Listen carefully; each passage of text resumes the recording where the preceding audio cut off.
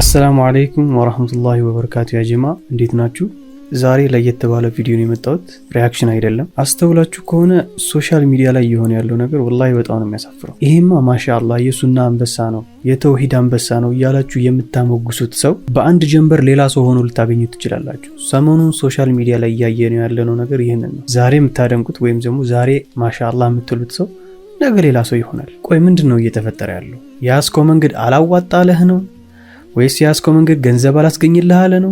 ምንድነው ችግሩ? በአላህ እንደዚህ ልንቀያየር የቻልነው በምን ምክንያት ነው? ይህንን ስናነሳ ሁሉም በሚባል ደረጃ ሶሻል ሚዲያ የሚጠቀም ኦር ሶሻል ሚዲያ ላይ ኮንተንት ክሬት የሚያደርግ ሰው ገንዘብ ለማግኘት ነው። ወላኪን ኢስላሚክ ቻናል ስትሰሩ ወይም ኢስላሚክ ኮንተንት ስታዘጋጁ በተለይ ደግሞ የሚመክር አይነት ቪዲዮ ከሆነ ተመልካች አይኖረውም። ይህን ነው ብዙዎች እየጎዳቸው ያለው ብዬ የማስበው። ግን የተነሳንበት ዓላማ እስካለን ድረስ ወላሂ ምንም ተስፋ ልንቆርጥ አይገባም። ምክንያቱም የተነሳንበት ዓላማ አለን አይደለ? መቼም ያለ ዓላማ ዝም ብላችሁ ገንዘብ ለማግኘት አልሰራችሁም አይደለ?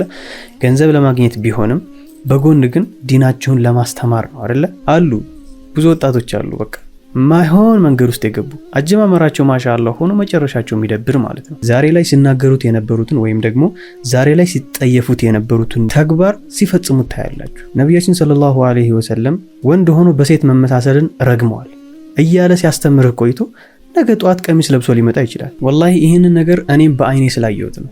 ይህንን ሐዲስ ሲናገሩ ቆይተው ራሳቸው ቀሚስ የሚለብሱ ማለት ነው።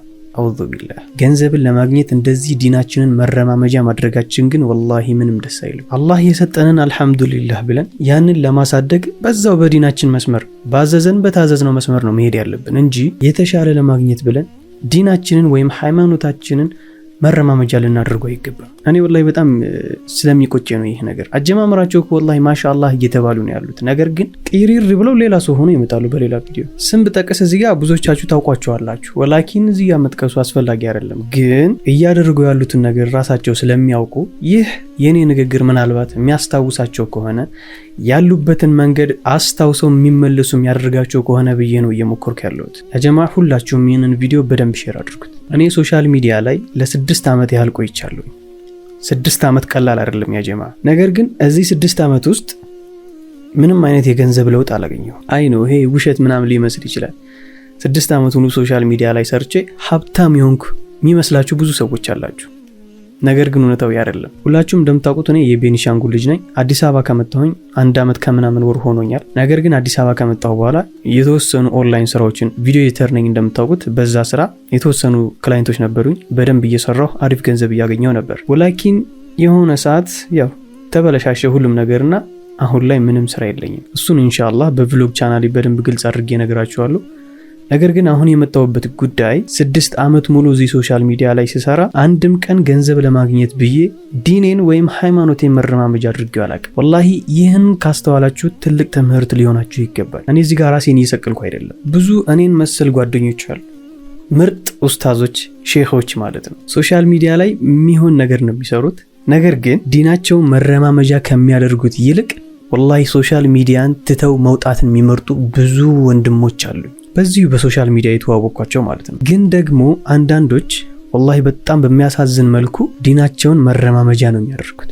የሚጀምሩበት ነገር ማሻአላህ ሆኖ ሳለ እነዚህማ የሱና አንበሶች ናቸው፣ በቃ የተውሂድ አንበሶች ናቸው ብላችሁ እንድታስቡ ያደርጓችሁና በአንድ ጀንበር ቅሪር ብለው ቀሚስ ለብሰው ይመጣሉ። ይህንን ነገር በተደጋጋሚ በብዙ ወንድሞች የማየው ነገር ነው። ነገር ግን ሰሞኑን አንድ ያየሁት በጣም የዘገነነኝ ተግባር ስላለ ነው ይህንን ቪዲዮ እንድሰራ የተገደድኩትና እባካችሁ ወንድሞች ወላሂ አላህን እንፍራ። ገንዘብ ለማግኘት ብላችሁ ዲናችሁን መረማመጃ አታድርጉት። እኔ እዚህ ጋር ይሄንን ስናገር ከናንተ የተሻለ ዕውቀት ኖሮኝ አይደለም። ወላሂ ብዙዎች አላችሁ ከኔ የተሻለ ዕውቀት ያላችሁ። እኔ ምንም አላውቅም ስለ ዲኔ።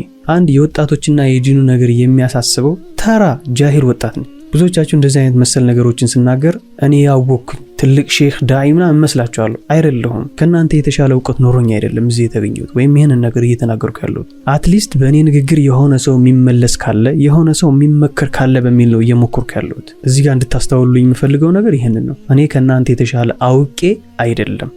4 ነጥብ። እና በአላህ ወላሂ አላህን ልንፈራው ይገባል።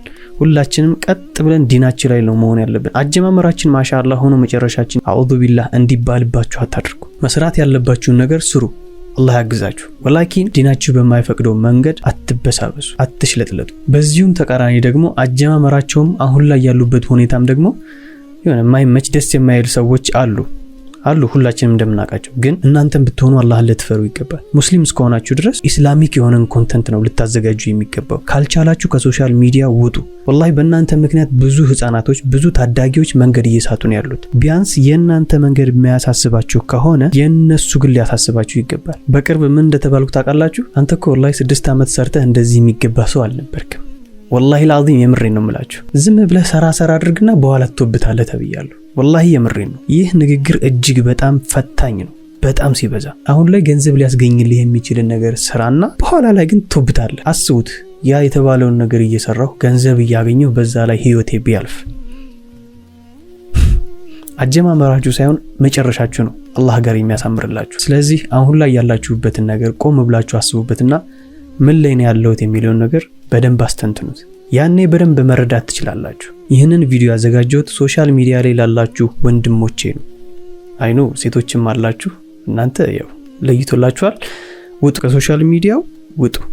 የኔ መልእክት ይሄ ነው። ግን ወንድሞቼ እዚህ ሶሻል ሚዲያ ላይ ያላችሁ፣ ማይሆን መንገድ ላይ ያላችሁ አላህን ፈርታችሁ ተመለሱ። እኛም የምንሰራቸው ስህተቶች ሊኖሩ ይችላሉ። አላህ የምንታረም የምንመለስ ያድርገን። እንዲሁም ደግሞ ለመምጣት ያሰባችሁ ካላችሁ ይህንን ነገር በደንብ ታሳቢ አድርጉት። ያ ጀማ የዛሬው ቪዲዮአችን ይሄን ይመስላል። ይህንን ለማስተላለፍ ፈልጌ ነው የመጣሁት። ወላሂ በጣም ስለተሰማኝና በጣም ስላዘንኩኝ ነው። ትናንት ጀምሬ እስካሁን በጣም እያሰብኩ ነበርና ይህንን ሶሻል ሚዲያ በአግባቡ እንጠቀምበት። በአግባቡ የማንጠቀምበት ከሆነ መጨረሻችን አያምርም። በዚሁ በሶሻል ሚዲያ ምክንያት ህይወታቸው የተበላሸ ብዙ ሰዎች አሉ። ሲነገርም ብዙዎቻችን እንሰማለን አይደለ? ስለዚህ የነሱ ጣፈንታ እኛ ጋር ከመድረሱ በፊት ከአሁኑ ቆጠብ ብለን ጠንቀቅ ብለን ልንኖር ይገባናል። እንዳልኩት ይህ መልእክት ሶሻል ሚዲያ ላይ ላላችሁና እንዲሁም ወደ ሶሻል ሚዲያ ልትመጡ ላሰባችሁ ይሁንልኝ። ያጀማ አደራ ሁላችሁም የምትችሉ በደንብ ይህንን ቪዲዮ ሼር አድርጉት። እስካሁን ደቂቃ ድረስ አብራችሁን ስለቆያችሁ ከልብ አመሰግናለሁ። አላህ ብርታቱን ከሰጠኝ ኢንሻአላህ በቀጣይ ቪዲዮ እንገናኛለን። እስከዛው ድረስ ሁላችሁም በያላችሁበት ሰላም ሁኑልኝ። ወሰላሙ አለይኩም ወራህመቱላሂ ወበረካቱ።